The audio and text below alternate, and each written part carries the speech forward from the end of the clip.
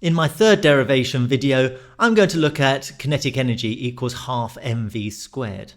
Now, as always, pause the video, give yourself a good 10 minutes trying this out yourself, because it's that attempt, it's that trying by yourself to work these out that you're really going to learn about the process.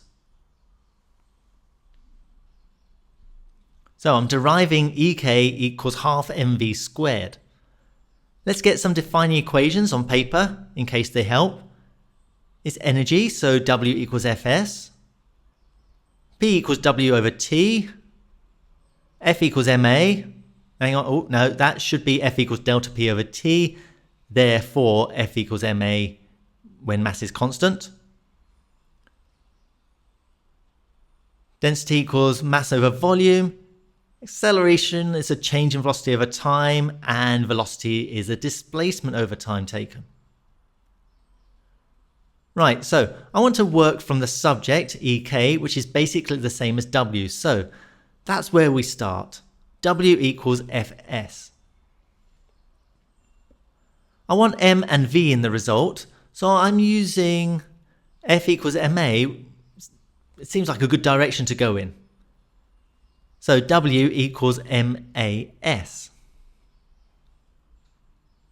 Acceleration and displacement are connected. In fact, there's that equation of motion, V squared equals U squared plus 2AS. And since we can start at rest, V squared equals 2AS. So bringing that over, AS equals half V squared. And suddenly, I've got a solution. W equals M half V squared, so EK equals half MV squared.